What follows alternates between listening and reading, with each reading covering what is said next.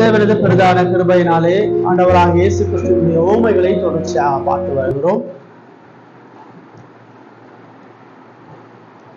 விசேஷமாக மத்தேயு சுவிசேஷத்தினுடைய ஓமைகளை நாம் பார்த்து வருகிறோம். இந்த நாளிலே மத்தேயு சுவிசேஷத்தினுடைய 25வது அதிகாரத்தில் உள்ள 3வது ஓமையை நாம் சிந்திக்க இருக்கிறோம். முதல் 3 வசனங்களை நான் வாசிக்கிறேன். 40வது பக்கத்தில் 25வது அதிகாரம் 31வது வசனம். அன்றியும் மனுஷகுமாரன் தமது மகிமை பொருந்தினவராய் சகல பரிசுத்த தூதரோடும் கூட வரும் பொழுது தமது மகிமையுள்ள சிங்காசனத்தின் மேல் வீற்றிருப்பார். அப்பொழுது சகல ஜனங்களும் அவருக்கு முன்பாக சேர்க்கப்படுவார்கள்.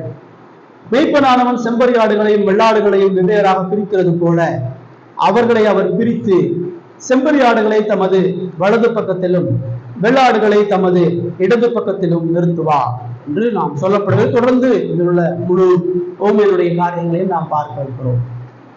இந்த ஓமையில நாம் தொடர்ச்சியாக இயேசு கிறிஸ்துவினுடைய 2ஆம் வருகையை குறித்த அவர் சில சத்தியங்களை சொல்லி வருகிறார். இயேசுடைய சீசர்கள் கேட்கிறாங்க, ஆண்டவரே நீங்க மறுபடியும் இந்த உலகத்துக்கு வரும் பொழுது என்ன நடக்கும், நாங்க எப்படி இந்த உலகத்துல செயல்படுறதுன்னு கேட்கிறார். இப்ப இயேசு அவர் வருகையில் இந்த உலகத்துல எப்படிப்பட்ட அடையாளங்கள் நடக்கும்னு சொல்லி முடித்து அவருடைய சீசர்கள் எப்படி நடக்கணும்ன்றத சொல்றார். அதுல முதல் ஓமைய 10 கன்னிகைகளுடைய ஓமையிலிருந்து சொல்றாரு, நீங்க ஏமாந்து போகாம புத்தி உள்ளவர்களா நடந்து கொள்ளுங்க, நீங்க நம்பக்கூடிய விசுவாசத்தை பாதுகாத்து கொள்ளுங்க, இயேசுவுக்கு உங்களுக்கு இருக்கக்கூடிய உறவுல இருந்து பிரிக்கக்கூடிய எல்லா விதமான காரியங்கள் விலகி நில்லுங்க. நான் வரக்கூடிய வருகையில நீங்க பயமில்லாம இருக்கணும்னு சொன்னா அவங்களுக்கு கொடுக்கப்பட்ட சத்தியத்துல ஞானம் உள்ளவர்களாக இருங்கன்னு சொல்லி 10 கன்னிகைகளுடைய உண்மையில சொல்றார். மணவாளனுக்காக நீங்க காத்திருங்க, ஒரு வருவாருன்ற நோக்கத்தோட காத்திருங்கன்னு சொல்றாரு. 2வது கடந்த வாரம் நம்ம பார்க்கும் பொழுது தாளந்து பற்றிய உண்மையில சொல்றாரு, நான் வரும் பொழுது நீங்க உண்மை உள்ளவர்களா இருங்க, உங்களுக்கு கொடுக்கப்பட்ட காலத்தையும் நேரத்தையும் எனக்கென்று நீங்க பயன்படுத்துங்க, அர்ப்பணிப்புள்ள உழைப்பாளிகளாக கடினமாக உழைத்து நீங்க ராஜ்யத்தின் பணியை செய்யுங்க, பலமுள்ளவங்களா நீங்க இருந்த நம்ம சீசர்களுக்கு அவர் சொல்றார். இறுதியாக நாம வாசிச்ச இந்த கடைசி ஓமையை அவர்களுக்கு சொல்றார். மத்தேயு சுவிசேஷத்தினுடைய கடைசி ஓமை தான். இந்த ஓமையை சொல்லிட்டு தான் இயேசு சிலுவையை சுமப்பதற்கு போறார். இந்த ஓமையை சொல்லிட்டு தான் அவர் பஸ்கா பண்டிகையை அனுசரிச்சு தனது மரணத்தை சந்திக்க போறார்.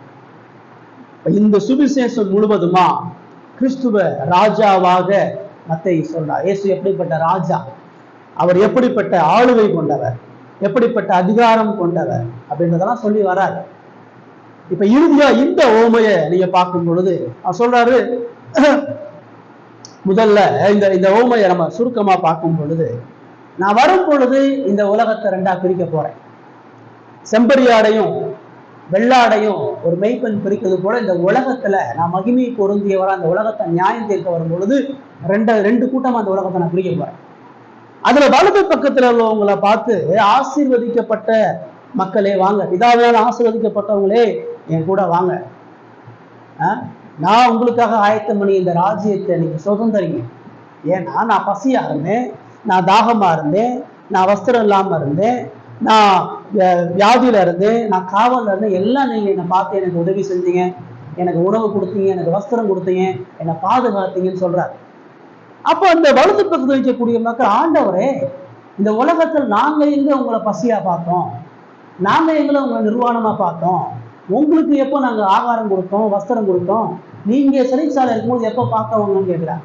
ஆண்டவர் சொல்றாரு, நீங்க இந்த சிறியவராகி சகோதரனுக்கு என்ன நீங்க செஞ்சீங்களோ அதை நீங்க எனக்கே செஞ்சீங்க, அதனால இந்த ராஜ்யத்துல வாங்கன்ற.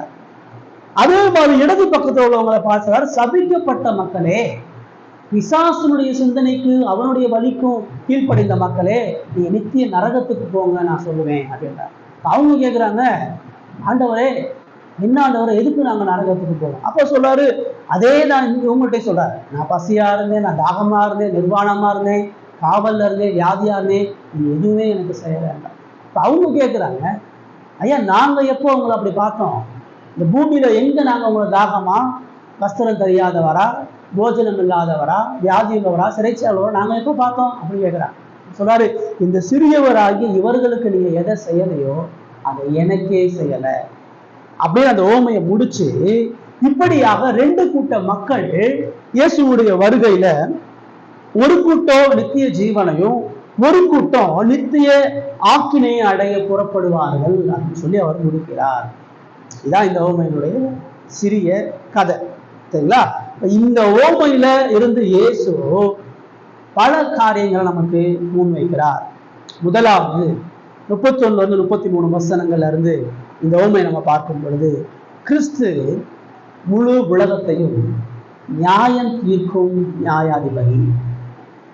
இந்த முழு உலகத்தையும் இயேசு ஒருத்தர் தான் நியாயம் தீர்க்கக்கூடிய நியாயாதிபதியாக இருக்கிறார். அதுதான் அவர் முதல்ல பிரதானமா சொல்றார். இதை கேட்கறதுக்கு இன்னைக்கு மக்களுக்கு விருப்பம் இல்லை. இன்னைக்கு மக்களுக்கு இயேசு அன்புள்ளவரா சொன்னாதான் பிரியமா இருக்கு. இயேசு மீட்கிற கடவுள், இயேசு காப்பாற்றுற கடவுள், இயேசு மக்களுடைய உபத்திரவத்திலிருந்து விடுவிக்கிற கடவுள், இயேசு மக்களுடைய கஷ்டங்கள்ல இருந்து ஆறுதல் தருகிற கடவுள், இயேசு மக்களுக்கு அன்பை தருகிற கடவுள், மன்னிப்பு தருகிற கடவுள், இப்படி எல்லாம் மக்கள் சொன்னா அவங்களுக்கு கேட்கறது நல்லா இருக்கு. அதான் மக்கள் விரும்புறாங்க. அப்படிப்பட்ட இயேசுவை கேட்கறதுக்கு தான் இன்னைக்கு உலகம் தயாரா இருக்குது. அப்படிதான் இந்த எல்லா சபைகளும் போதிக்குது. ஆனா இயேசு தான் வாயால தான் யாருன்னு நீங்க சொல்றாரு. இயேசுவை குறிச்சு நீங்களும் நானும் என்ன நினைக்கிறோம், இயேசுவை குறிச்சு மற்ற மக்கள் என்ன நினைக்கிறாங்க, அதெல்லாம் முக்கியம். இயேசுவை குறிச்சு அவர் என்ன சொல்றாருன்றதான் முக்கியம். இயேசு இங்க சொல்றாரு, நான் மனுஷகுமாரனா என்னுடைய மகிமை பொருந்தினவரா சகல பரிசுத்த தூதரோடு கூட நான் வரும்போது என் சிங்காசனத்துல நான் உட்கார்ந்துருப்பேன் அப்படின்னு என்ன சொல்றாரு. ஏன் வர்றாரு? ஏன் பரிசுத்த தூதர்களோட வர்றாரு? ஏன் மகிமை பொருந்தி வர்றாரு? ஏன் சிங்காசனத்துல அமர்ந்திருக்கிறாரு? ஒரு ராஜா அவனுடைய ராஜ்யத்துல வெற்றி அடைஞ்சு அவன் ஒரு புது ராஜ்யத்தை கட்டி தான் ஜனங்களெல்லாம் ஒன்று சேர்த்து ராஜ பதவியை ஏற்று ஏன் அவன் இருக்கிறான்? சிங்காசனத்துல அவன் என்ன செய்ய போறான்? அவன் ராஜ பதவியை ஏற்று சகல ராஜ்யத்தை தோக்கடிச்சு அவன் புது அரசனா தான் சிங்காசனத்துல உட்காரான்னு சொன்னா அந்த மக்களுக்கு அவன் சில ஆலோசனைகளையும் அந்த மக்களுடைய காரியங்களை விசாரிக்கிறவனா இருக்கிறான்.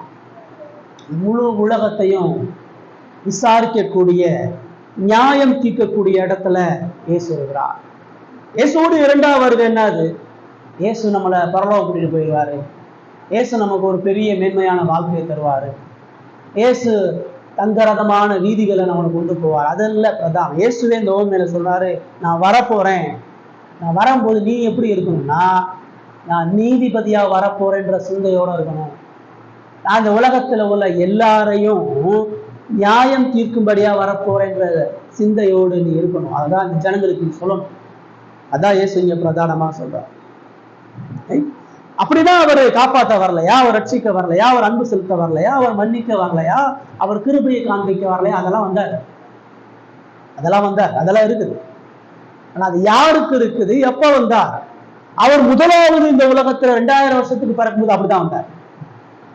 அவர் ஸ்திரீ வித்தாக மரியாதையுடைய வயிற்றுல பறக்கும்போது அவர் ரட்சகரா வந்தார், அவர் மீட்பரா வந்தார், அவர் காப்பாற்றுவரா வந்தார், அவர் மத்தியஸ்தரா வந்தார், அவர் ஆசாரியரா வந்தார், அவர் ஜனங்களை விடுவிக்கக்கூடிய தாழ்மையின் ரட்சகரா வந்தார். ஆனால் நியாய தீர்ப்பு நாள்ல இரண்டாம் வருகையில அவர் அப்படி வர்றதில்லை. இரண்டாம் வருகையில அவர் பெத்லகேம்ல பிறக்கிறதில்லை, அவர் தாழ்மையா வர்றதில்லை, அவர் இன்னும் மீண்டு போனவங்களை காப்பாற்ற வர்றதில்ல. இரண்டாம் வருகையில அவர் முழு உலகத்துக்கும் அதிபதியா, இந்த முழு உலகத்தையும் அவர் தான் ஆண்டா. இந்த முழு உலக அதிகாரமும் அந்த இயேசுக்கு தான் இருக்குது. எல்லா மனுஷனும் அவரால் தான் இந்த உலகத்துல வாழ்ந்தான். இந்த உலகத்துல ஒவ்வொரு மனிதனும் ஒவ்வொரு ராஜ்யமும் நிலைத்திருப்பதற்கு அவருடைய ராஜ்யம் தான் காரணம்ன்றத இந்த உலகம் அறியும்படியா அவர் வரப்போறார். சகல தூதர்களுடைய மகிமையோட வரப்போறார். அவர் எப்படி மேகத்துக்கு ஏறெடுத்துக் கொள்ளப்பட்டாரோ அப்படியே நான் வர்றேன்றார். அவர் மேகத்துக்கு தனியா ஏறெடுத்துக் கொள்ளப்பட்டார். ஆனா அவர் வரும் பொழுது படைசூழ வரப்போறார், ஒரு திரள் படையோட வரப்போறார், தான் சேனை முழுவதையும் கூட்டிட்டு வரப்போறார். பரலோகத்தில் உள்ள கோடி கோடியான தூதர்களோட வரப்போறார். அழிக்க முடியாத ராஜ்யத்தோட வரப்போறார். யாராலையும் ஜெயிக்க முடியாத ராஜாவா வந்து நிக்க போறார். சகல வல்லமையோட வந்து நிற்கப்பார். இந்த உலகம் ஒரு பொழுதும் அந்த ராஜ்யத்தை அந்த மனிதனை எதிர்க்க முடியாத அளவுக்கு மகிமையின் தேவன் மகிமையா வரப்போறார். வர்றது மாத்திரம் இல்ல, அவர் சிங்காசனத்துல உட்கார போறார். அவர் உட்கார்றது மாத்திரம் இல்ல, அவர் நியாயம் தீர்க்க போறார். 32வது வசனம் சொல்லுது, சகல ஜனங்களும் அவருக்கு முன்பாக சேர்க்கப்படுவார். யாரும் வர முடியாது. அது என்ன இயேசு, நான் எதுக்கு இயேசுவை பார்க்கணும்னு எவனும் சொல்ல முடியாது. எல்லா மனிதனும் வரிசையா வந்து நிக்கணும். உலகத்தை ஆண்ட பேரரசெல்லாம் வந்து நிக்கணும். Alexander the great, Napoleon, Hitler, Mussolini, அமெரிக்க அதிபர்கள், இந்திய பிரதம மந்திரிகள் எல்லாம் வந்து கையை கட்டி நிக்கணும் அன்னைக்கு. எந்த மனிதனும் தன்னை மேலாக தன்னை கீழாக சொல்ல முடியாதபடி எல்லாரும் கையை கட்டி நடுக்கத்தோட முழு உலகமும் வந்து ஒரு நாள் நிற்கும். ஆதாம்ல இருந்து ஆதாமுடைய கடைசி புள்ள வரைக்கும் கோடி கோடியா வந்து அந்த இயேசுக்கு முன்னாடி ஒரு நாள் நின்று ஆகும். எல்லாத்தையும் அவர் கூட்டி சேர்க்க போறார். எல்லாத்தையும் கூட்டி சேர்ப்பேன் அப்படின்ற கூட்டி சேர்க்கிறது மாத்திரம் இல்ல, சொல்றாரு ஒரு மேய்ப்பன் செம்பரி ஆடையும் வெள்ளாடையும் பிரிக்கிறது போல அவர்களை அவர் பிரித்து, ஆடை மேய்ச்சிட்டு பல விதமான ஆடை மேய்ச்சிட்டு வெள்ளாடையும் செம்பரி ஆடையும் ஒன்னா சேர்க்க மாட்டான். ஏன்? ரெண்டு சுபாவமும் வேற, ரெண்டும் ஒன்னா இருக்காது. வெள்ளாடு வேற, செம்பரி ஆடு வேற. ரெண்டும் வேற விதமான உணவுகள் சாப்பிடும், ரெண்டும் வேற விதமான நடக்கும், ரெண்டுக்கும் வேற விதமான குணாதிசயங்கள் உண்டு. ஒன்னோட ஒண்ணு சண்டை போடாதபடி என்ன செய்வானா, அவன் மேய்ச்சலை மேய்க்க வச்சுட்டு இறுதியா மந்தைக்கு கூட்டிட்டு வரும்பொழுது வெள்ளாட்டுக்கு தனி மந்தை, செம்பரி ஆட்டுக்கு தனி மந்தை அப்படிதான் வைப்பான். அவர் அப்படி சொல்றாரு. அந்த யூதர்களுக்கு அது பரிச்சயமான ஒரு ஓமா சொல்றாரு. அப்படிப்பட்ட எப்படி செம்பரியாட்டையும் வெள்ளாட்டையும் ஒரு மெய்ப்பன் பிரிக்கிறானோ அதே போல இந்த உலகத்தை நான் பிரிப்பேன் என்ற வரும்போது இந்த உலகத்தை சேர்க்க வந்தார். முதல்ல அவர் வரும் பொழுது நம்மையும் கடவுளை இணைக்க வந்தார். அவர் சமாதானம் பண்ண வந்தார், ஒற்றுமை கொடுக்க வந்தார், ஐக்கியப்படுத்த வந்தார். ரெண்டாவது அவர் வரும் பொழுது பிரிக்க வர்றார், சமாதானத்தை குலைக்க வர்றார். ரெண்டு உறவுகளும் இல்லாதபடி எது ஒரிஜினல் எது டூப்ளிகேட்னு காட்டுறதுக்கு வர்றார். யாரு உண்மையா அவரை பின்பற்றினாங்க, யாரு போலியா அவரை பின்பற்றினாங்கன்னு காட்ட வர்றார். எல்லாருடைய முகத்திரியை கிழிக்க வர்றார். முதல்ல வரும்பொழுது பாவத்தை மறைக்க வந்தார், மூட வந்தார். ரெண்டாவது வரும்போது எல்லா பாவத்தையும் வெளிப்படுத்த வரப்போறார், எல்லாருடைய அவலட்சணங்களை வெளிப்படுத்த வரப்போறார், ரெண்டையும் பிரிச்சு வைக்க போறார். அது மாத்திரம் இல்ல, அவர் செம்பரி ஆடுகளை வலது பக்கத்துல, வெள்ளாடுகளை இடது பக்கத்துல நிறுத்துவார். ராஜாவால மன்னிக்கப்பட்டவன் ராஜா சிங்காசனத்துல உட்கார்ந்து அவனுடைய வழக்கு ராஜாவுடைய சமூகத்துக்கு வரும்பொழுது ராஜா அது குற்றவாளி நிரபராதி நிரூபிக்கப்பட்டானா அவனை தான் வலது பக்கத்துல வர சொன்னான். வா, வலது பக்கத்துல வா. வலது பக்கத்துல வந்தா அவனுக்கு விடுதலை, உனக்கு பாதுகாப்பு, உனக்கு தண்டனை இல்லைன்னு அர்த்தம். வலது பக்கத்துல வந்தா நீ என்னுடைய ஆதரவான்னு அர்த்தம். அதே ஒருத்தன் குற்றவாளியா தீர்க்கப்பட்டு அவன் ராஜாக்கு துரோகம் பண்ணி அவன் ஆக்கினைக்கு ஏதுவான தண்டனைக்கு ஏதுவானவன் சொன்னா ராஜா தான் இடது கையால அவர்கள் எந்த பக்கம் வாங்க சொன்னான். இங்கிட்டு வா, நீ தண்டிக்கப்பட வேண்டிய, நீ துரோகம் செஞ்ச, நீ உண்மையற்றவன் சொல்லி பிரிப்பார். அப்படிதான் இந்த உலகத்தை அவர் பிரிக்க போறாரு. இடது பக்கத்துல ஒரு கூட்டத்தையும் வலது பக்கத்துல ஒரு கூட்டத்தையும் அவர் நிறுத்த போகிறார். இது அப்போஸ்தலர் கேட்டுக் கொண்டிருக்கிறார்கள். இயேசு மனித உருவத்துல தாழ்மையா தனக்கு தன்னுடைய ஊழியத்துல எல்லா எதிர்ப்புகளும் ஒன்று கூடி வரும் பொழுது யூதாஸ் அவரை காட்டிக் கொடுவதற்கு அந்த பரிசேயர்கள் போய் பேரம் பேசிட்டு இருக்கும் பொழுது, அவருடைய சொந்த ஜனங்கள் எல்லாம் அவரை நிராகரிச்சு அவரை துரத்தும் பொழுது, அங்குள்ள மெய்ப்பர்களும் ஆசாரியர்களும் வேதபாரர்களும் அவரை கொலை செய்வதற்கு மும்மரமா திட்டம் தீட்டும் பொழுது அவர் இந்த வார்த்தையை அவர்களுக்கு சொல்றார். நீ சூழ்நிலையை பார்க்காத, நீ இப்ப சுத்தி பார்த்தேன்னு சொன்னா என்னுடைய ராஜ்யம் தோற்கப்பட்டதா தான் தெரியும். நீ இப்ப பார்த்தேன்னு சொன்னா இது எல்லாம் பலனற்றதா நடக்காதான்னு தெரியும். ஆனா மறந்துடாத, நான் வரும் பொழுது நான் மகிமையா வரப்போறேன், நான் சர்வ உலகத்தையும் நியாயம் தீர்க்கும்படியா வரப்போறேன், நான் இந்த உலகத்தை ரெண்டா பிரிக்க வரப்போறேன், நான் உண்மையையும் போலியையும் இந்த உலகத்துக்கு காட்ட வரப்போறேன் அப்படின்றத பிரதானமா அவர்களுக்கு சொல்றார். பாத்தீங்களா? இயேசு இங்க வெறுமனே அன்பின் தேவனா இருக்கிறாரா? இயேசு வெறுமனே மன்னிப்பின் தேவனா இருக்கிறாரா? நியாய தீர்ப்பு நாள்ல அங்க உட்கார்ந்து அழுது மனம் திரும்பினா, சரிப்பா நான் உன்னை மன்னிச்சுறேன், சரிப்பா நீ திருந்துப்பா, இப்ப நான் உன்னை ஏத்துக்கிறேன், இப்ப கூட உனக்கு பரலோகம் தொடர்ந்து தான்பா இருக்கு, இப்ப நீ மனம் திரும்பா நான் அவர் சொல்ல போறாரு? நியாய தீர்ப்புனால எந்த ஒரு மனிதனுக்கும் பேசுறதுக்கே சான்ஸ் கிடையாது. அவன் தான் நியாயங்கள் எடுத்து வைக்கிறதுக்கே எந்த சான்ஸும் இல்லை. அங்க ஜட்ஜு கோர்ட்ல தீர்ப்பை எழுதி அவர் முத்திரை போட வர போறாரு. அப்படின்னா என்ன அர்த்தம்?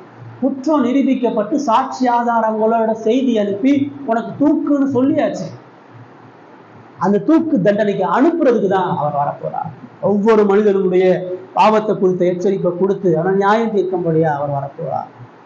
அவர் வெறுமனை பாதுகாப்பையும் மீட்பையும் கிருபையும் தருகிறவர் மாத்திரம் அல்ல, அவர் நியாயாதிபதியா, அவர் கண்டிக்கிறவரா, அவர் சீர்படுத்துகிறவரா, அவர் நியாய தீர்ப்பு கொடுக்கிறவரா, அவர் ஆக்கினி செலுத்துகிறவராக வரப்போறார் என்பதை சொல்லப்படுகிறது. இந்த நியாய தீர்ப்புன்னு ஒண்ணு இருக்குனால அவர் உலகத்துக்கே வந்தார். இந்த நியாய தீர்ப்புன்னு ஒண்ணு இல்லைன்னா இயேசு இந்த உலகத்துக்கு வர வேண்டிய அவசியமே இல்லை.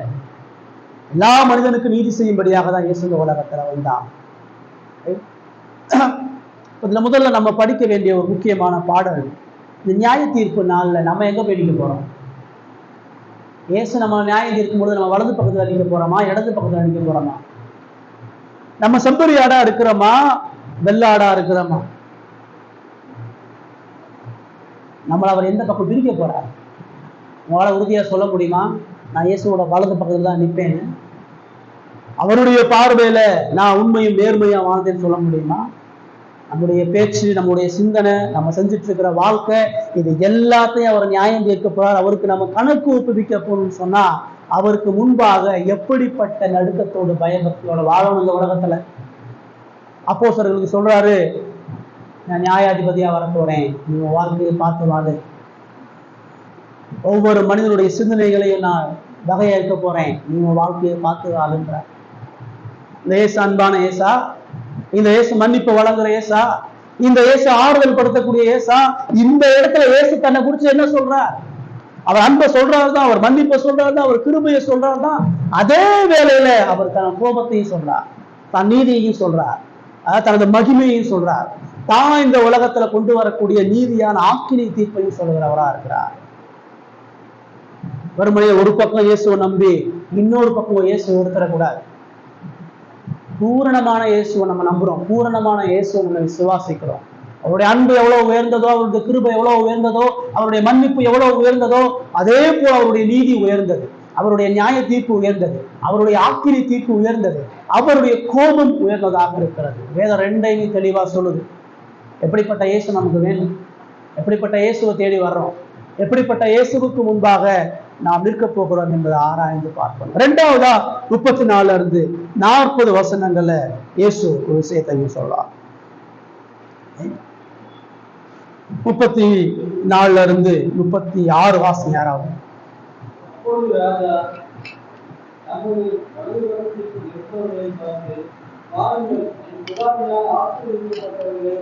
உலகம் உண்டானவர்கள் உங்களுக்காக ஆயத்தப்பட்டிருக்கிற ராஜ்யத்தை கண்டுபிடித்து கொள்ளுங்கள்.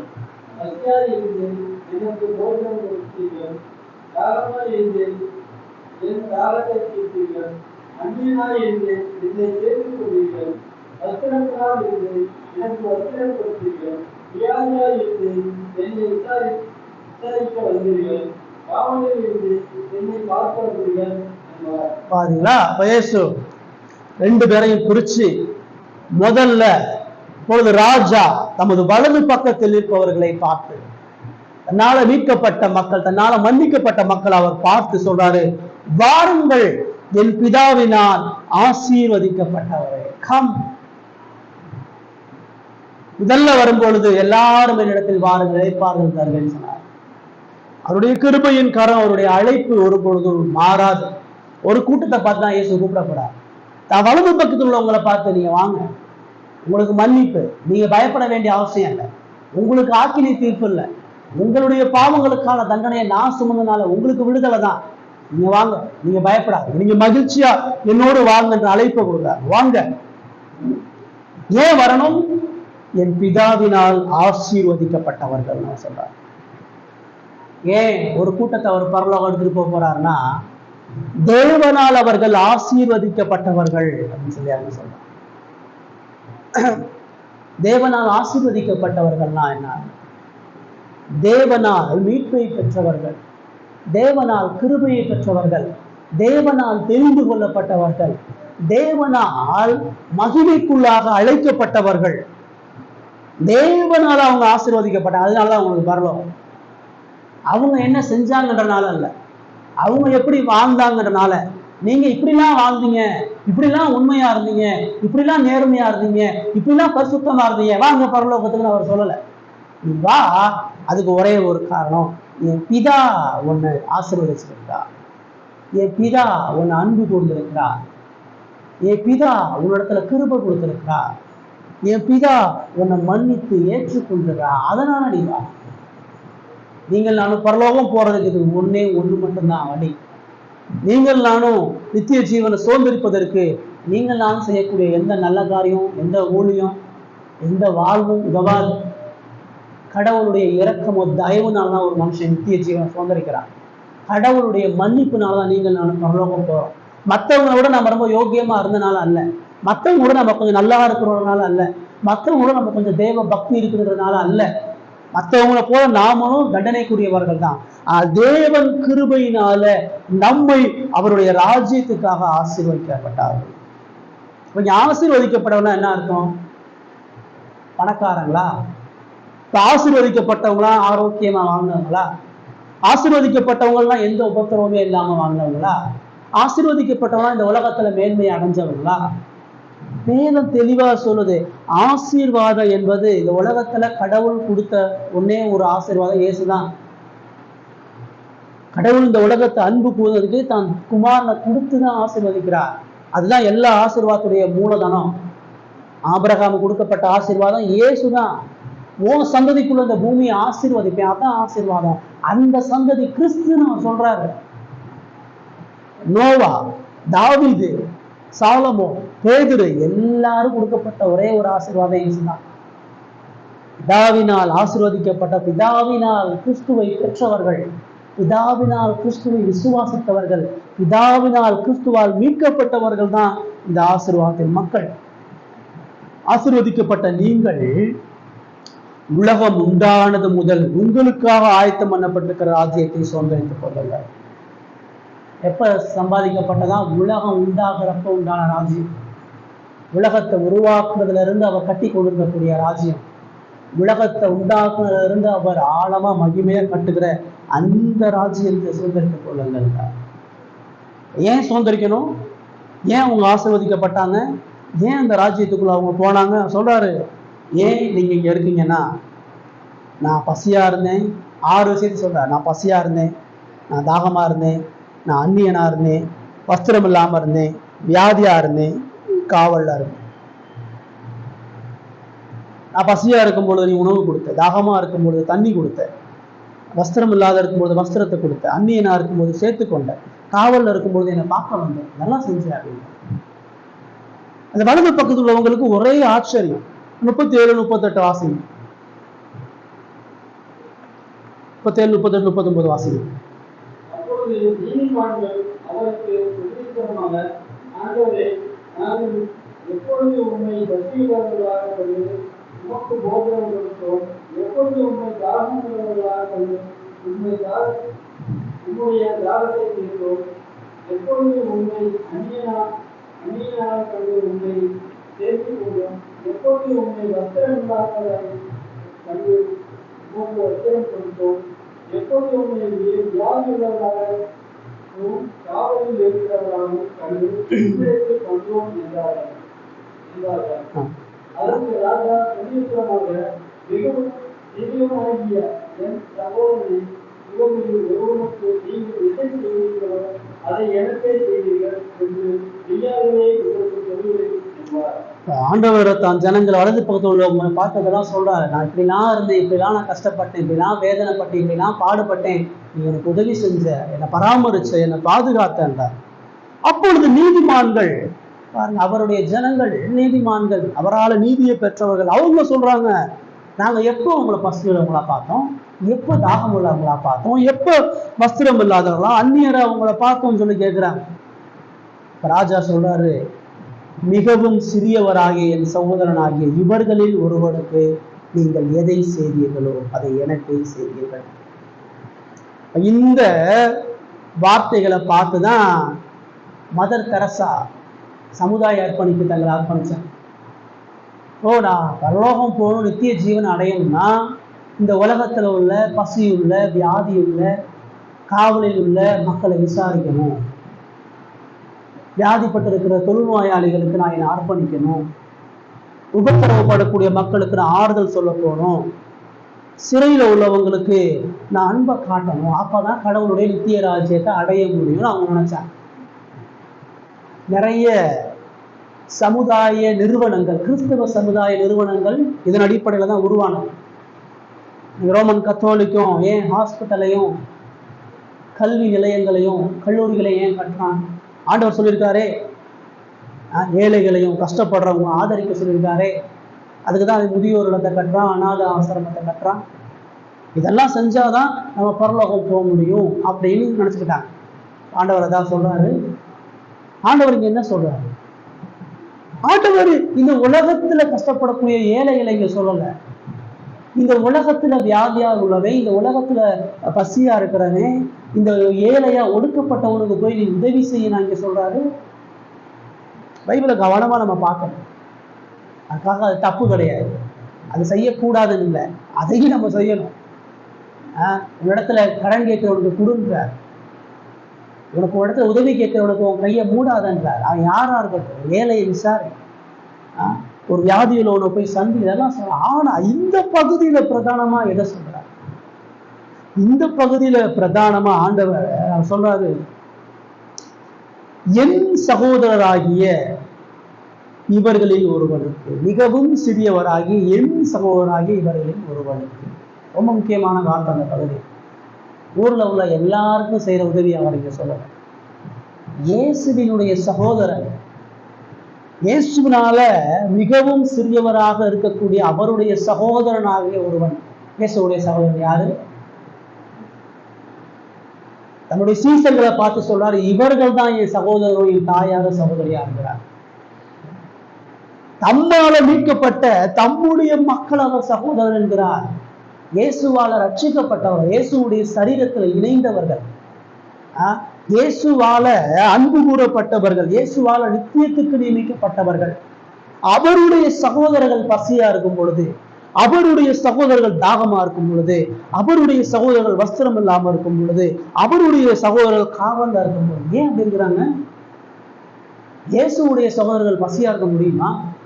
இயேசுடைய சகோதரன் வியாதியா இருக்க முடியுமா? இயேசுடைய சகோதரன் வஸ்திரம் இல்லாம இருக்க முடியுமா?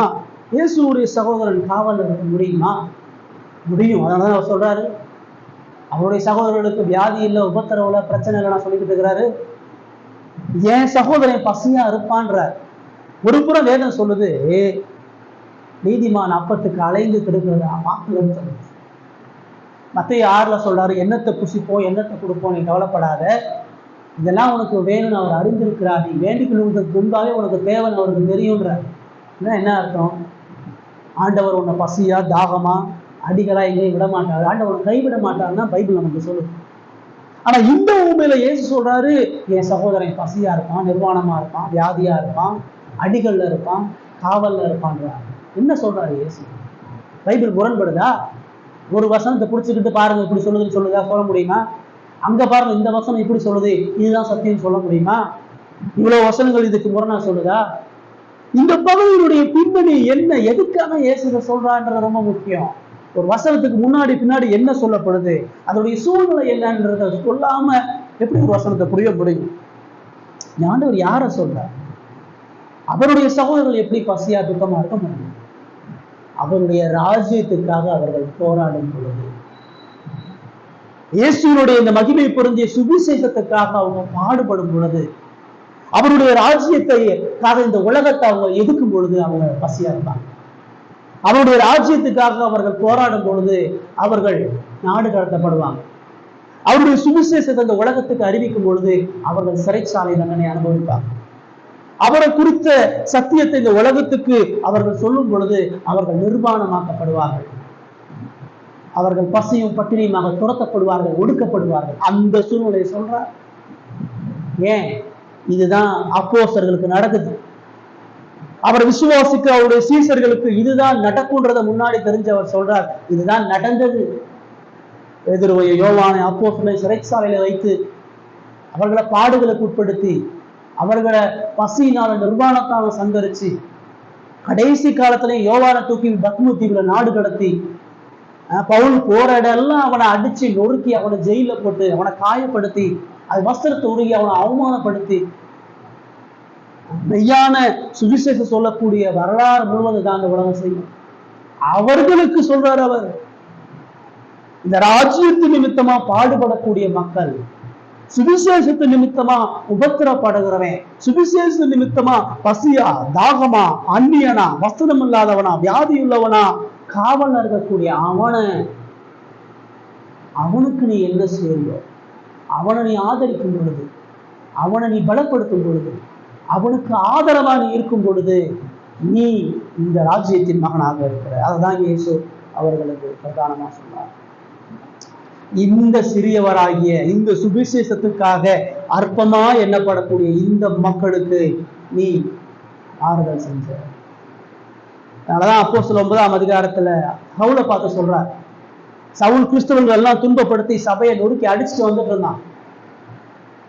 எல்லா கிறிஸ்தவனையும் வீடு புகுந்து பிடிச்சு அவர்களை சிறைச்சாலையில போட்டுட்டு இருந்தான். ஏசு அவனை சந்திச்சு தரிசனமாகி, சவுலே சவுலே நீ என் சபையை ஏன் துன்பப்படுத்துறேன்னு கேட்கல, சவுலே சவுலே என் மக்களை ஏன் துன்பப்படுத்துறேன்னு கேட்கல, சவுலே சவுலே நீ ஏன் என்னைய துன்பப்படுத்துறேன்னு கேட்டார். அவருடைய ஜனங்களை அடிக்கிறதுன்றது அவர் அடிக்கிறதுக்கு சமானம். அவருடைய ஜனங்களை ஏமாத்துறதுன்றது அவர் அடிக்கிறதுக்கு சமானம். அவருடைய ஜனங்களை உபத்திரவப்படுத்த வியாதிக்குள்ளாக ஆக்குறது என்பது அவரை அடிக்கிறதுக்கு சமானம். உன்னை தொடுகிறவன் என் கண்மணியை தொடுகிறான். இந்த சிறியல்ல ஒருத்தனுக்கு இடர்ல உண்டாக்குறவனுக்கு பெரிய ஆபத்துன்னு அவர் சொல்றார். அந்த எண்ணத்துலதான் இந்த நீதிமான்கள் சொல்றாரு, நீங்க ஏன் பரலோகத்துக்கு வர்றீங்கன்னா, நீங்க ஏன் இந்த மகிமையான ராஜ்யத்துக்குள்ள இருக்கீங்கன்னு சொன்னா, நீங்க பிதாவால ஆசீர்வதிக்கப்பட்டீங்கன்னா, நீங்க இந்த ராஜ்யத்துக்காக பாடுபடுகிறவர்களை பாதுகாத்தீர்கள். யார் பாதுகாக்க முடியும்? யார் பாடுபட முடியும்? பவுல் ஜெயில இருக்கும் பொழுது யார் வந்து பார்த்தா? எப்பாப்ராத்துக்கு போறான், தீமோத்தேயுக்கு போறான். பவுல் சொல்றான், என் கட்டுகள்ல இவ்வளவு பேர் என் பங்காளியா இருந்தான், நான் இவ்வளவு கஷ்டத்துல இருந்தேன், இந்த சபை எனக்கு இப்படிலாம் உதவி செஞ்சுச்சு, நான் குறைச்சல்ல இருந்தேன், இந்த சபை என்னை கனப்படுத்தியது, நான் சுவிசேஷத்து நிமித்தமாக அநேக அடிகள் படும் பொழுது ஆக்கிலாவும் பிரிஸ்கில்லாவும் தான் கழுத்தை எனக்கு கொடுத்தான், அரிஸ்தருக்கு என்னோட கூட பாடுபட்டான், தீமோத்தேயு என்னுடைய உபத்திரவங்களை பங்கு பெற்றான். பேதுரு சொல்றாரு, மார்க்கு என் கட்டுகள்ல என்னோட கூட பங்கு பெற்றான். அதெல்லாம் இயேசு முன்னறிந்தவர்களுக்கு இங்க சொல்றார். தேவராஜ்யத்துல பரலோகத்துல அவர்கள் கிறிஸ்துவோடு ஐக்கியப்பட்டவர்களா இருக்கணும்னு சொன்னா அவர்கள் இந்த சுவிசேஷத்தில் பாடுபடுகிற ஜனங்களோடு ஐக்கியப்பட்டவர்களா இருக்கணும். இயேசுவுக்காக பாடுபடுகிற ஜனங்களோடு தம்மை இணைத்துக் கொள்ளுகிறவா எனது சத்தியத்துக்கு உடன் பங்காளியான இரு, உண்மையோட ஐக்கியப்பட்டவளோனாரு, பாடு அனுபவிக்கக்கூடியவனோட சேர்ந்து நீயும் பாடுபடு. சுவிசேஷத்துக்கு விரோதமா கலகம் நடக்கும் பொழுது நீ அந்த கலகத்துல அந்த பாதிக்கப்படுகிற ஜனங்களுக்கு உதவிகளை செஞ்சு அவர்களை அன்பு கூர்ந்து அவர்களை நேசி அப்படின்ற காரியத்தை இயேசு சொல்றார்.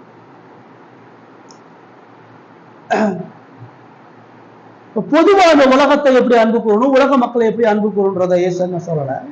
இந்த உலகத்தை நம்ம அன்பு கூறதான் செய்யணும், இந்த உலகத்தில் உள்ள ஏழைகளையும் விதவைகளையும் நம்ம அன்பு கூறதான் செய்யணும். ஆனா பிரதானமா யாரை கவனிக்கணும், பிரதானமா முதன்மையா எங்க நம்ம இருக்கணும், யாருக்கு நம்முடைய ஆதரவும் பலமும் அன்பும் அர்ப்பணிப்பும் தேவைன்னு சொன்னா அவருடைய ராஜ்யத்தின் மக்கள், அவருடைய ராஜ்யத்தின் ஊழியக்காரர்கள், அவருடைய ராஜ்யத்தின் வேலையாட்களாக ஒவ்வொரு விசுவாசியும்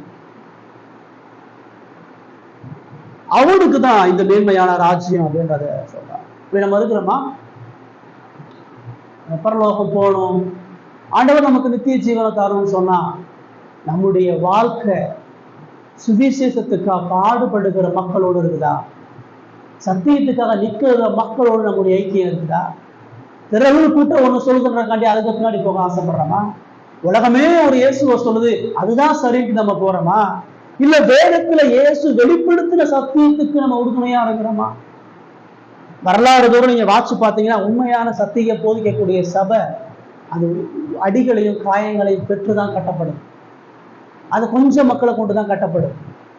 கேட்டுக்கு போகிற வாசல் தான் விரிவா இருக்கும். உலகளாவிய இந்த சீர்திருத்த சபை அப்படிதான் இருக்குது.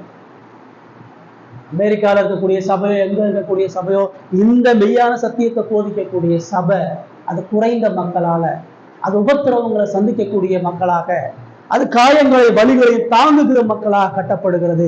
ஏசாதான் சொல்றான். அவன் எவ்வளவு ஹெல்பிங்கா இருந்தான், உதவியா இருந்தான், எவ்வளவு ஏழைகளை கவனிச்சான், எவ்வளவு அனாதைகளுக்கு உதவி செஞ்சான். அல்ல, அதை முஸ்லீம் செய்தான். இது எல்லா மக்களுக்குமான பொதுவான வார்த்தைன்னு சொன்னா ஒரு முஸ்லீமுக்கும் பரலோகம் உறுதி, ஒரு இந்துவுக்கும் பரலோகம் உறுதி. யாரெல்லாம் ஏழைகளை கவனிக்கிறானோ, யாரெல்லாம் ஒடுக்கப்பட்டவனுக்கு நன்மை செய்யறானோ அவன் எல்லாருக்கும் பரலோகத்தை கொடுப்பார். அப்படி இருந்தா அவருக்கு இந்த உலகத்துக்கு சிலுவையில மறைக்கணும். நீங்க எல்லாம் நல்லது செய்யுன்னு சொல்லிட்டு அவர் போயிருந்துருக்கலாம்.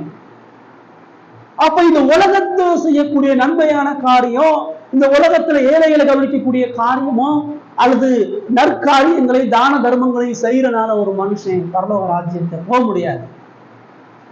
அவருடைய சத்தியத்துக்காகவும் அவருடைய ராஜ்யத்துக்காகவும் தன்னை இழக்கிற மக்கள், அவர்களோடு தன்னை அடையாளப்படுத்துகிற மக்கள் தான் பரலோகத்துக்கு போக முடியும்.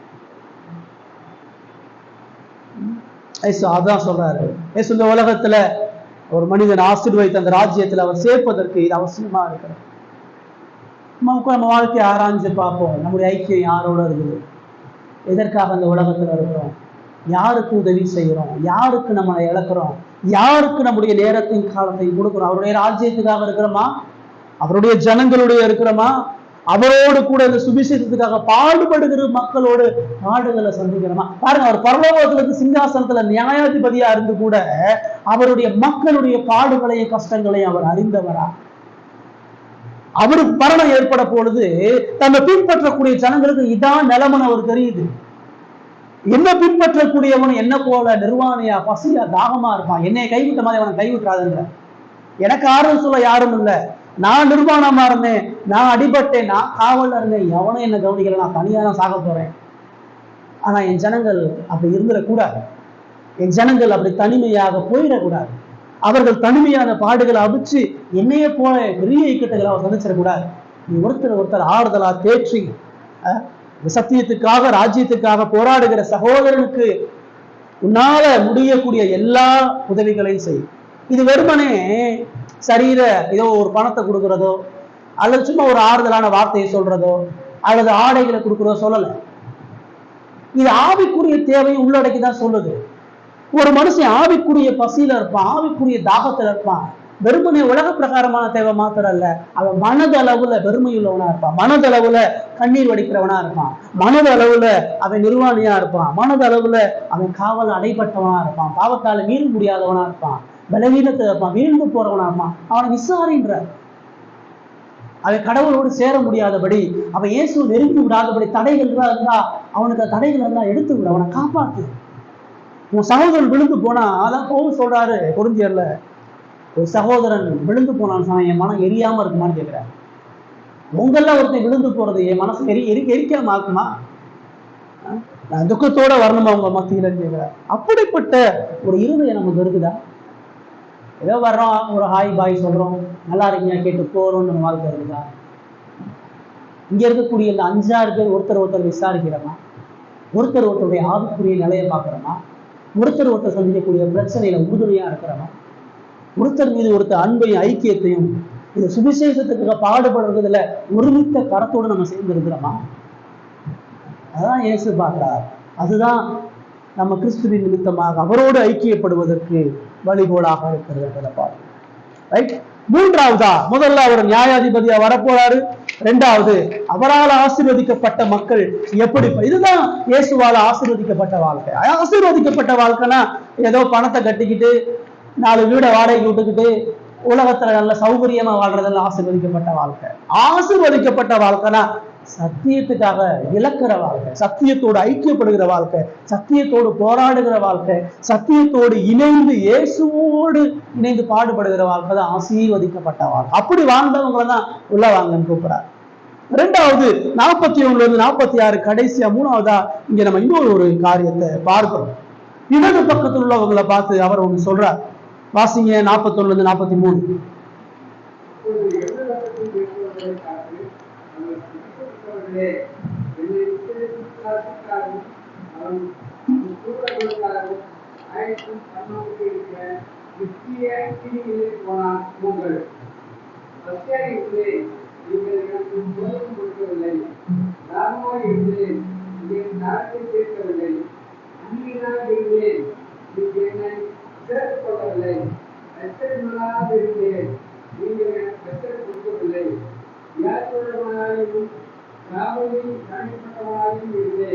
நீங்கள் என்னை விசாரிக்க வரவில்லை என்பார். அப்பொழுது அவர்களும் அவர்களுக்கு பிரவேசிகரமாக, ஆண்டவரே, உண்மை அசுரர்களாகவும் நாகமுள்ளவராகவும் அந்நியராகவும் ரத்தமுள்ளவராகவும் வியாதியுள்ளவராகவும் காவலில் அடைக்கப்பட்டவராகவும் நாங்கள் எப்பொழுது கண்டு உனக்கு உதவி செய்யாது என்போம் என்பார்கள். அப்பொழுது அவர் அவர்களுக்கு பிரவேசிகமாக, மிகவும்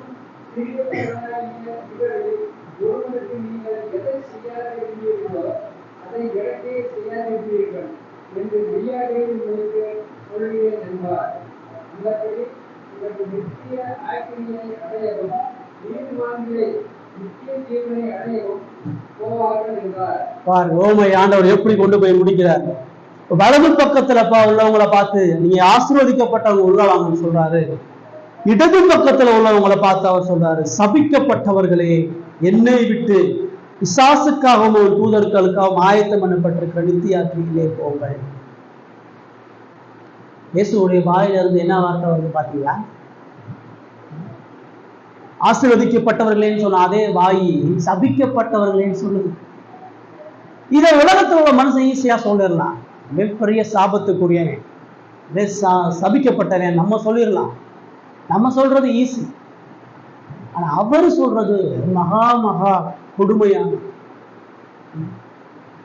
கிருபையின் நாயகராகிய இயேசு, அன்பின் தேவனாகிய இயேசு, மன்னிப்பின் அதிபதியாகிய இயேசு தான் வாயிலிருந்து சபிக்கப்பட்டவனே சொல்றார். அன்போட ஊற்று அவர் தான், கிருபையோட ஊற்று அவர் தான், மீட்பினுடைய ஊற்று அவர் தான், விடுதலைக்கு முழு சொந்தக்காரர் அவர் தான். மற்ற இடத்துல சாம்பம் இருந்தா அவர்கிட்ட போய் விடுதலை பேசலாம். மற்ற மனிதர்கள் சபிக்கப்பட்டோம்னா அவர் நமக்கு விடுதலை தர முடியும். அவர் வாயிலிருந்து சபிக்கப்பட்டவன் வந்தா எங்க போறது விடுதலை? அன்பின் தேவன், கிருபையின் தேவன், மன்னிப்பின் தேவன் சபிக்கப்பட்டவனே சொல்ற அவர் சொல்றாருங்க. நான் சொல்லல, மத்தவன் சொல்லல, அவர் தான் வாயால சொல்றாரு சபிக்கப்பட்ட மனிதனே சொல்லி சொல்றாரு. இதோட ஒரு பெரிய நரகத்தை விட மோசமான வார்த்தை. அது இயேசு வாயிலிருந்து வந்ததாங்க மிக கொடூரமான. நியாய தீர்ப்புனால ஒரு திரள் கூட்டம் இந்த வார்த்தையை கேட்க போகுது.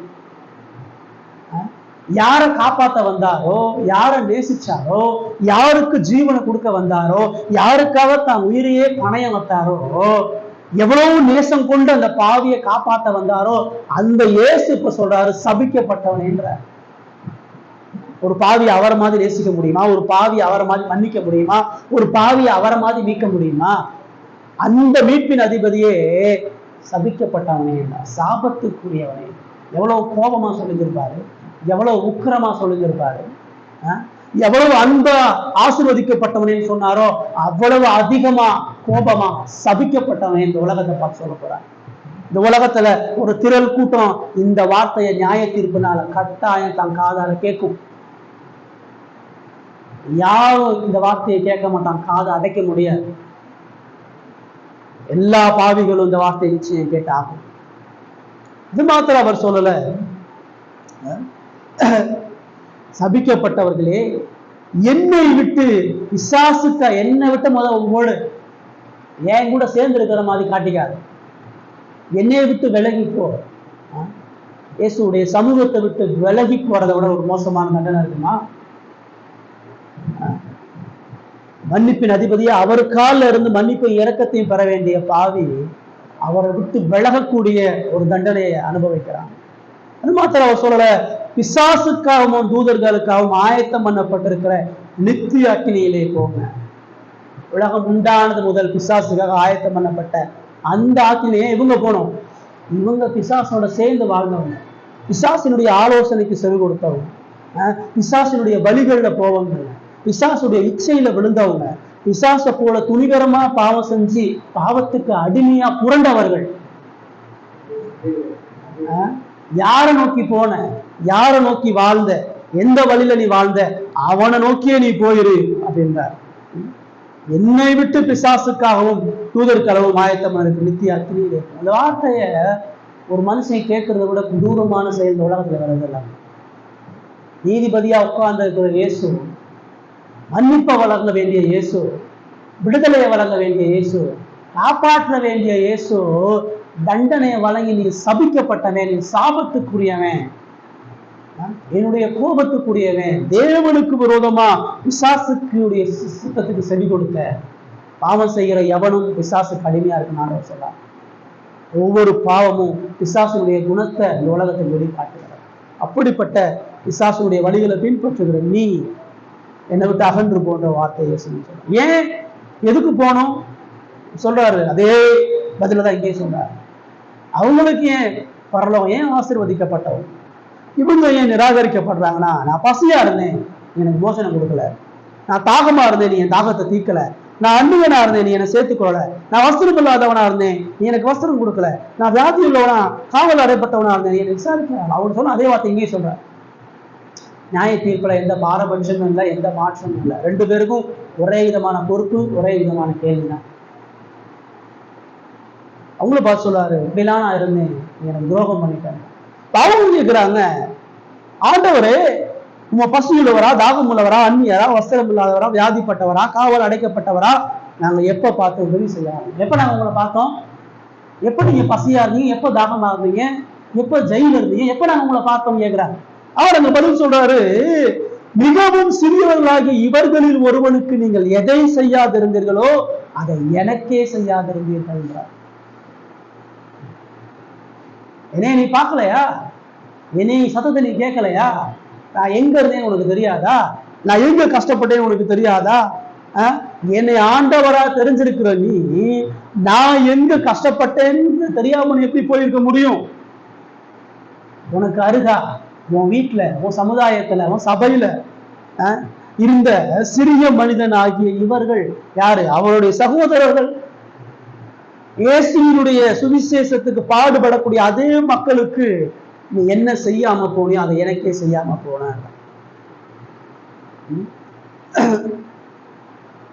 நியாய தீர்ப்புல நீ என்ன செஞ்ச அதனால உனக்கு நரகம் அவர் சொல்ல. நீ இதெல்லாம் செஞ்ச, நீ கொலை பண்ண, நீ திருடின, நீ விபச்சாரம் பண்ண, அதனால நரகத்துக்கு போன சொல்லல. நீ என்ன செய்யாம இருந்தியோ அதுக்குதான் நரகத்துக்கு போக போறேன்ற. ஐயோ நான் திருடலங்க, நான் யாருக்கும் துரோகம் பண்ணலங்க, நான் எவன் பணத்தையும் எடுக்கலங்க, நான் யோக்கியங்க, அது சரிதான். ஆனா நீ செய்ய வேண்டியதை செய்யாம விட்டுட்டீங்க. என்ன செய்யணும், என்ன நீ செய்திருக்கணும்ன்றத அவர்களுக்கு அவர் என்ன சொல்றார். அவர்கள் ஏன் நித்திய ஆக்கினையை அடைகிறார்கள் என்று பார்க்கும் பொழுது, அவர்கள் முதலாவது இந்த ராஜ்யத்தின் செய்தியை நிராகரித்து வாழ்ந்தவர்கள். இயேசு யாரும் தெரிஞ்சு, இயேசு எதுக்காக வந்தான் தெரிஞ்சு இயேசுவை விசுவாசிக்காம போனவங்க. அதுதான் நியாய தீர்ப்புக்கு, ஆக்கினை தீர்ப்புக்கு முதல் காரணம். அவர்கள் கிறிஸ்துவின் ராஜ்யத்தை அசட்ட செஞ்சான். நிறைய கடவுளுடைய வார்த்தையை கேட்டான், அதை நம்பல. அது மாத்திரம் இல்லாம கிறிஸ்துவுக்காக பாடுபடுகிறவர்கள் அற்பமா என்னன்னா, அந்த சுவிசேஷத்துக்காக போராடுகிறவர்களையும் அவமானப்படுகிறவர்களையும் பரியாசப்படுகிறவர்களையும் அவமானமா பார்க்கான், அவலட்சணமா பார்க்கான். என்ன வாழ்க்கை வாழ்ந்துட்டு இருக்கிறான், உழைக்க தெரியாம வாழ்ந்துட்டு இருக்கிறான், ஏதோ சத்தியம்னு சொல்லிக்கிட்டு எதுக்கோ வாழ்ந்துட்டு இருக்கிறான். எத்தனை பேர் அவங்க சர்ச்சுக்கு போறாங்க, எவ்வளவு உயர்வாய் வாழ்றாங்க, வாழ்க்கையே ரொம்ப அவலட்சணமான வாழ்க்கையே இருக்குன்னு சொல்லி அவர்கள் எண்ணியவர்கள். லாசரு அந்த ஐஸ்வர்யவானுடைய வாசல்ல கடந்து உடம்பெல்லாம் வியாதியோடு நாயுடைய பருக்குல தின்னும் பொழுது அந்த ஐஸ்வர்யமா அந்த லாசர் அலட்சியமா என்ன வாழ்க்கை வாழ்றான்? இது கடவுளுக்கு பிரியமான வாழ்க்கையா? இதுல என்ன மேன்மை இருக்குது, இதுல என்ன உயர்வு இருக்குது, ஏன் இவ்வளவு கேவலமா நாயை போல வாழ்ந்துட்டு இருக்கான் அவன் என்னன்னா. ஆனா அந்த உலகத்துல நாயை போல வாழ்ந்த அந்த லாசர் தான் பரலோகத்துல ஆபிரகாமுடைய மடியில வைக்கப்பட்டான். அந்த லாசர் அவலட்சணமா என்ன அந்த ஐஸ்வர்யமா நரகத்துக்குள்ளாக போய் நின்னா, நரகத்தினுடைய வேதனை அனுபவிச்சான். சத்தியத்துக்கு பாடுபடக்கூடிய மனிதர்களுக்கு இந்த உலகம் பைத்தியமா தான் தெரியும். இந்த உலகம் அவர்களுக்கு பாத்திரமா இருக்காது. இந்த உலகத்தார்கள் அவர்கள் நேசிக்க மாட்டாங்க. சத்தியவான் எவரும் என் சத்தத்துக்கு செவி கொடுக்கிறான். நீங்கள் என்னுடைய ஆடுகளா இராதபடி நான் என் சத்தத்துக்கு செவி கொடுக்க மாட்டீங்கிறார்.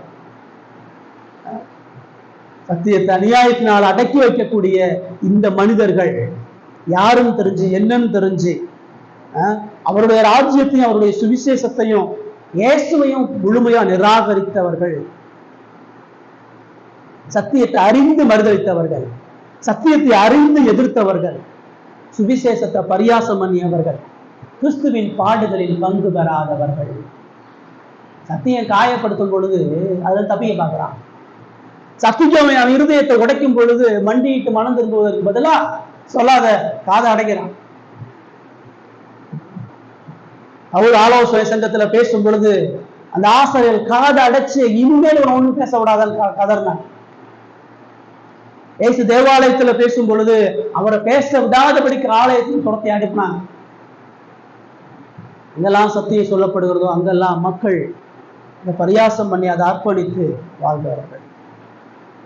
அவனுக்கு பாடு முக்கியம் இல்லை, அவனுக்கு இழப்பு முக்கியம் இல்லை, அவனுக்கு சேர்ப்பு தான் முக்கியம், அவனுக்கு சௌகரியம் தான் முக்கியம், அவனுக்கு ஆசீர்வாதம் தான் முக்கியம், அவனுக்கு சுகம்தான் முக்கியம். அது நிம்மதியா அந்த உலகத்துல நிம்மதியா கண்ண மூடி சாகணும், அதான் ஆசைப்படுறான். அவன்கிட்ட தியாகம் இல்லை, விசுவாசம் இல்லை, அர்ப்பணிப்பு இல்லை, கடைசி வரைக்கும் சுய இச்சையின்படி வாழ்கிறோம். சுயத்துக்காகவே வாழ்றவன் தான் நல்லா இருக்கணும், தான் குடும்பம் நல்லா இருக்கணும், தான் வாழ்க்கை நல்லா இருக்கணும், தனக்கு எந்த கஷ்டமும் வந்துடக்கூடாது, கடவுள் தனக்கு எந்த வருத்தத்தையும் வந்துடக்கூடாது. இதுதான் உலகத்துல எல்லாருடைய வாழ்க்கை. இவர்கள் தான் கிறிஸ்துவின் ராஜ்யத்தை அற்பமாக எண்ணியவர்கள். இவர்கள் சுய ராஜ்யத்தை கட்டுகிறவர்கள். தங்களுடைய ராஜ்யம் கரப்படாதபடி தங்களுடைய இச்சைகளுக்கேற்ற போதவர்களை திரளாக தெரிந்து கொள்கிறவர்கள். அவனுக்கு இனிப்பா எவன் பேசுறானோ அங்கதான் போவான். அவனை காயப்படுத்தக்கூடிய இடத்துக்கு அவனால போக முடியாது. அவர்களை பார்த்து அவர் சொல்றாரு, எந்த ராஜ்யத்தை நிராகரிச்ச, எந்த சத்தியத்தை நிராகரிச்ச, எந்த இயேசுவை நீ கனப்படுத்தல, எந்த இயேசுவின் சபையை நீ புறந்தல்ல, எந்த சத்தியம் போதிக்கக்கூடிய சபை உனக்கு அருவருப்பா பயணத்தில் இருந்துச்சோ அது நீ எனக்கே செஞ்ச. நீ அந்த மனிதனுக்கு செய்யல, நீ என்ன அவமானப்படுத்துற, நீ என்ன பரியாசம் பண்ணிருக்கிற, என்ன தாகத்தோட குற்றுயிரா வைத்திருக்கிற. சுவிசேஷத்துக்கு எதிராக கலகம் செய்யக்கூடிய ஒவ்வொரு மனிதனும் நியாய தீர்ப்பினால இதை உணர்வான்றதை அவர்களுக்கு சொல்றார். இந்த இடத்துல அவர்களுக்கு மனம் திரும்புவதற்கோ மன்னிப்பதற்கோ எந்த வாய்ப்பையும் கொடுக்குற. ஐயோ ஆமா நாங்க அப்படிலாம் செஞ்சுட்டோமா, ஆண்டவரே எங்களை மன்னிச்சிருங்க ஆண்டவரே, ஐயோ எங்களுக்கு தெரியலையே, அதுதான் உண்மை எங்களுக்கு தெரியலையே, அங்க நீங்க தான் இருந்தது எங்களுக்கு தெரியலையே, அது உங்களுக்கு உண்மைதான் இருந்துச்சுன்னு தெரியலையே, அவரை காலை பிடிச்சி கதறினால அங்க மன்னிப்பு கிடையாது. அவங்க பேசுறதுக்கு அவங்க மனம் திரும்புவதற்கு எந்த வாய்ப்பும் கொடுக்கல. நியாய தீர்ப்புனால யாருக்கும் மன்னிப்பு கிடையாது. நியாய தீர்ப்புனால ஒரு சொட்டு வாய்ப்பு கூட கொடுக்கப்படாது. நரகத்துல இருந்து அவன் கேட்டான், அந்த ஐஸ்வர்யவான் அந்த லாசர் ஒரு சொட்டு தண்ணி எனக்கு கொடுக்க சொல்லுங்க, நீங்களும் நானும் சேர முடியாதபடி பிளவு இருக்குப்பா, உனக்கு ஒரு சொட்டு தண்ணி கூட கிடையாதுன்றதை அவரங்க சொன்னார். மனம் திரும்ப இடமில்லாத ஒரு இடம். அவர்களுடைய வாழ்க்கையில் இனிமேல் எந்த மாற்றமும் கிடையாது. 14 கடைசி இயேசுதான் சொல்றார், அந்தப்படி அவர்கள் நித்திய ஆக்கினை அடையவும் நீதிமான்கள் நித்திய ஜீவனை அடையவும் போவார்கள். இறுதிதான் ஃபைனல் ஓமையினுடைய கடைசி வார்த்தை, கடைசி ஓமை. ஏசு இறுதியா அவர்களுக்கு முடிவு உனக்கு ஒண்ணுதான்பா, நித்திய ஆக்கினியை அடைவ அப்படின்னு சொல்லி சொல்றார். நித்திய ஆக்கினா என்னது? நித்தியனா முதல் என்னது? நிறைய பேர் அதை யோசிக்கிறதுல புரியறதில்ல. ஏன் நம்ம திரும்ப திரும்ப பாவத்தையும் நரகத்தையும் நீதியை சொல்றோம்னா இதுதான். நித்தியத்தை குறிச்ச பயம் மனுஷனுக்கு ஒரு பொழுது ஏற்படுகிறதே இல்லை. நித்தியனா மாறாத இடம், நித்தியனா ஆரம்பம் முடிவும் இல்லாத ஒரு இடம், நித்தியம்னா எந்த மாற்றமும் நடைபெறாத ஒரு சூழ்நிலை, முடிவுக்கு வராத ஆக்கினையும் தண்டனையும் உண்டு. நித்திய ஆக்கினை சொல்றாரு அவர். அது கந்தகமும் அக்கினை எரிகிற இடம். தீயில கை வச்சு பார்த்திருக்கீங்களா? தீய கையை வச்சு எவ்வளவு துடிதுடிப்போம். அந்த ஒரு விரல தீயில போட்டா எவ்வளவு துடிதுடிப்போம் தெரியுமா? முழு உடம்பையும் தூக்கி தீயில போட்டா அப்படி இருக்கும். ஆண்டவர் சொல்றாரு, அவர்கள் அங்கே அக்கினி அவியாமலும் புழு சாகாமலும் இருக்கும். உடம்பு எரியும், ஆனா உடம்பு தீஞ்சு போறாரு. உடம்பு முழுமையா எரிந்து கொண்டே இருக்கும், உடம்புல எந்த பாகமும் அழிய, வலி மட்டும் இருந்து கொண்டே. புழு சாகாதான். பிரேதத்துல உடம்புல சரீரம் இருக்கிற வரைக்கும் தான் புழு அரிச்சுட்டே இருக்கும். சரீரத்துல அந்த சதையெல்லாம் புழு அரிச்சிருச்சுன்னு சொன்னா அந்த புழு செத்து போயிடும். அப்போ நரகத்துல புழு சாகாதுன்னா என்ன அர்த்தம்? சரீரம் முற்றிலுமா அழிந்து போகும். அது புழு சாப்பிட்டுக்கிட்டே இருக்கும். புழு எப்பயுமே உயிரோட இருக்கும். உன் சரீரத்தை புழு அழித்து கொண்டே இருக்கும். உன் உடம்பு முழுவதுமா எரிந்து கொண்டே இருக்கும். நீ எவ்வளவு கதறினாலும் கூப்பாடு போட்டாலும் விடுதலை. ஒரு மணி நேரம் வேதனை இல்லை, ஒரு நாள் வேதனை இல்லை, ஒரு வருஷம் வேதனை இல்லை. நீ எப்பயுமே அங்கதான் இருக்க போற. எப்பயுமே உனக்கு மாறாத தண்டனை கொடுக்கப்படுகிறது. நரக தண்டனையில கொடுமையான விஷயம் என்னன்னா, அது நித்தியமா இருக்கிறது தான் கொடுமையான. அது கொஞ்ச நாள் அல்ல. சோதோம் குமார அழிவு நடந்துச்சு, திரும்ப அது கட்டப்படுது. எருசலேம் இடிக்கப்பட்டது, திரும்ப கட்டப்படுது. அப்படி இல்லை நரகம். ஒரு தடவை அவர் எழுதி முடிச்சுட்டாருன்னா இனி எவனும் அதுல இருந்து காப்பாற்ற முடியாது. ஒரு தடவை அந்த நரகத்துக்குள்ள போயிட்டான்னு சொன்னா எவ்வளவு கூப்பாடு போட்டாலும் வெளியே வர முடியாது. ஒரு தடவை கடவுள் தான் கோபத்தை ஊத்திட்டாருன்னு சொன்னா அதுல இருந்து ஒரு சொட்டு கூட அவனால வெளியே வர முடியாது. அதுக்குதானே அவனுக்கு பாவத்தை சொல்ல வேண்டிய அவசியம் இருக்குது. அதுக்குதானே அவனுடைய பாவம் அவனை அவ்வளவு பெரிய ஆக்கிரியை கொண்டு போய் சேர்த்துன்ற பயத்தை அவனுக்கு சொல்லணுமே. இயேசு இங்க வெட்ட வெளிச்சமா சொல்றாரு. இயேசு எந்த மூடி மறைவும் சொல்லலையே. இயேசு இங்க இறக்கத்தை வைக்கலையே. இன்னைக்கு இறக்கத்தை காண்பிக்கிற இயேசு அன்னைக்கு இறக்கத்தை காண்பிக்க மாட்டாரு. முழு பரலோகமே இயேசுக்கு இறக்கத்தை கொடுத்தாலும் நரகத்திலிருந்து ஒரு ஆத்மா காப்பாற்றப்பட முடியாது. நித்திய காலமா அவன் செத்துட்டு இருப்பானே. உங்க மனைவியோ உங்க பிள்ளை ரட்சிக்கப்படாத நம்முடைய மனைவி பிள்ளை நம்முடைய உறவு நம்ம சார்ந்து இருக்கிற இப்படிதான் இருக்க போறான். என்னன்னைக்கு அவன் அழிஞ்சு கொண்டு இருக்கக்கூடிய ஓலங்களை நம்ம கேட்டுட்டு இருக்க முடியுமா? நம்முடைய முழு சரீரமும் ஆத்மாவும் நித்திய காலமா ஓலங்களோட கண்ணீர் ஒடிக்க போதே. ரட்சிக்கப்படாத பிள்ளைகளுக்காக நம்முடைய எவ்வளவு தூரம் கடவுளுடைய சமூகத்தில் அழுகிறோம். நித்திய ஆக்கினை அடைவார்கள், நீதிமான்கள் நித்திய ஜீவனை அடைவார். ரெண்டுல ஒண்ணுதானே. ரெண்டுக்கு நடுவில் எவனும் எங்கே இருக்க முடியாது. மூணாவது வானத்துல போய் உட்கார முடியாது. இன்னொரு வருத்தத்துக்கு அப்புறம் எவனும் பரிந்து பேச முடியாது. செத்துட்டான்னு சொன்னாங்க அடுத்த நொடி தேவ கோபத்துல கொண்டு போயிடுவாங்க. இதுதாங்க இருதயத்தை உருக்குலைக்குது. இதுதாங்க உங்க சத்தியத்துக்காக நிக்க வைக்குது. இதுதாங்க மனிதனுக்கு புரியலனாலும் அவனுக்கு இதை சொல்ல வேண்டிய அவசியத்தை நிருபகத்தை கொடுக்குது. நீதியுள்ள உண்மையுள்ள கடவுள் நியாயம் தீர்க்காம விடமாட்டாரு. அந்த நியாய தீர்ப்பு நித்தியமானது, நித்திய ஆக்கினையானது, நித்திய தண்டனைக்குரியது. இதை சொல்ல மாட்டேங்கிறாங்க. அதான் வருத்தமா இருக்கு. அவன் செத்து அவன் நரகத்துல நித்தியமா வேதனைப்படுவான்னு சொல்ல மாட்டேங்கிறாங்க. அவன் இந்த உலகத்தை நல்லா இருக்கணும்ன்றாங்க. உலகத்துல ஜாதி இல்லாம இரு, உலகத்துல கடன் இல்லாம இரு, உலகத்துல பிரச்சனை இல்லாம இரு, உலகத்துல மகிழ்ச்சியாருன்றான். செத்து போயிட்டா உலகத்துல நல்லா வாழ்ந்த பின்னாடி அவன் நரகத்துல போனா எவ்வளவு பெரிய அவமானம் ஒரு ஊழியக்காரன் இருக்கான். நியாய தீர்ப்பு 4 ஆண்டவர் என்னைய பார்த்து கேட்க மாட்டாரா? வசன பீடத்துல இந்த ஆக்கினை தீர்ப்பு நீ அவனுக்கு சொன்னியா? இன்னைக்கு நம்ம நித்திய நரகத்துக்கு போறதுக்கு அந்த ரத்த பலியை கடவுள் ஏங்கையில கேட்க மாட்டாரா? இந்த நரகத்தை விவரிக்க முடியாத வழிகளோட இருக்குது. ஒரு பாவியா ஒரு வீழ்ந்து போனவன் அந்த நரகத்தை என்னால சொல்ல முடியாது. கடவுளுடைய கோபத்தை விளக்க முடியாது. இதை நான் விளக்குறதுக்கு நான் பார்க்க வேண்டிய ஒரே ஒரு இடம் சிலுவைதாங்க. சிலுவைதாங்க எனக்கு நரகம்னா என்னன்னு சொல்லுது. இயேசு கதறாருங்க. இயேசு யாருங்க? இயேசு சர்வ வல்லமையுள்ள கடவுள். இயேசு சர்வ அதிகாரம் உள்ள கடவுள். முழு பரலோகத்துக்கும் அதிபதியான கடவுள். முழு பலத்தை ஒரு நொடியில 1000 உலகத்தை உண்டாக்க முடியும். கோடியான மக்களை உருவாக்க முடியும். அவ்வளவு பெரிய வல்லமையும் பலமும் ஆளுகையும் ஞானமும் நிறைந்த கடவுள் தேவ கோபத்தை ஊற்றப்படும் பொழுது துடிதுடிக்கிறார். அவருடைய ரத்தம் அவருடைய வேர்வை ரத்தத்தில் புலிகளை போல விழுகுது. ஐயோ இந்த பாத்திரத்தை என்னால சுமக்க முடியல பிதாவே கதறார். என் தேவனே ஏன் என்னை கைவிட்டு அவர் ஓலமிடுறார். கடவுளுக்கே அந்த நிலைமை. நரகத்துடைய ஊற்று கடவுளை கதற வைக்குது. பாவி என்ன செய்ய வைக்கும்? மரித்து போன ஒரு பாவி நரகத்துல எப்படி கதறுவான்? இந்த உணர்றமா? ரட்சிக்கப்படாத நம்மை சார்ந்து இருக்கக்கூடிய நம்முடைய உறவுகளுக்கு போயிட்டானா என்ன ஆகும்? நம்ம பொத்தி பொத்தி வளர்த்த பிள்ளை நரகத்துக்கு போனா நம்முடைய நிலை. நம்மளை ஆசையா வளர்த்த பெற்றோர் நரகத்துல போய் கதர்னானா அந்த கதர்களை எப்படி சகிச்சுட்டு இருக்கும்? நம்ம பார்க்கக்கூடிய ஒவ்வொரு மனிதனும் அந்த நித்திய ஆக்கிரிக்கு நேரம் ஓடிட்டு இருக்கிறான். இவனை நரகத்துக்கு அனுப்புறதுக்கு திறனும் கூட்டம் இன்னைக்கு சபையில செழிப்பையும் அடையாளத்தையும் அற்புதத்தையும் போலியான ஆசீர்வாதத்தையும் தற்கால சந்தோஷத்தையும் சொல்லிட்டு இருக்கிறான். நித்தியத்தை சொல்ல மாட்டேன்றான். பாவத்தை சொல்லாம எப்படிங்க நித்தியத்தை சொல்ல முடியும்? பாவம் எவ்வளவு கொடூரமானதுன்னு சொன்னாலும் நித்தியம் எவ்வளவு மோசமானதுன்னு சொல்ல முடியும்?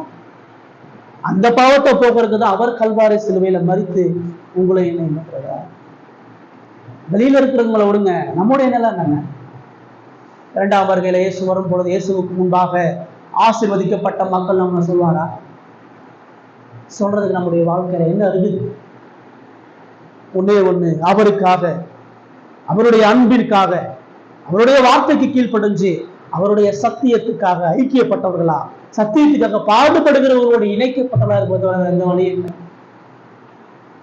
இது என்னங்க? எல்லா இடத்துலயும் சொல்றதாங்க, எல்லா இடத்துலயும் இதே இயேசுவதாங்க சொல்றாங்க, இதே பைபிள் தாங்க இருக்குது, இது என்னங்க புதுசு அப்படின்ட்டு போனோம்னு சொன்னா அந்த ஆக்கினைக்கு நாமளும் ஒரு தப்ப முடியாது.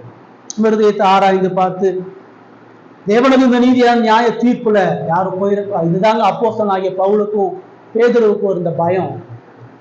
அவர் தான் மரணத்துக்கு முன்னாடி இந்த ஓமையை சொட்டு போனதாங்க அவன் வைராக்கியமா இயேசுவுக்காக பாடுபடுவதற்கு, சிறைச்சாலையில தண்டனை அனுபவிப்பதற்கு, இயேசுக்காக ரத்த சிந்துவதற்கு அவன் தயாரானா இந்த நித்திய ஆக்கினையில எந்த மனிதனும் போயிடக்கூடாது.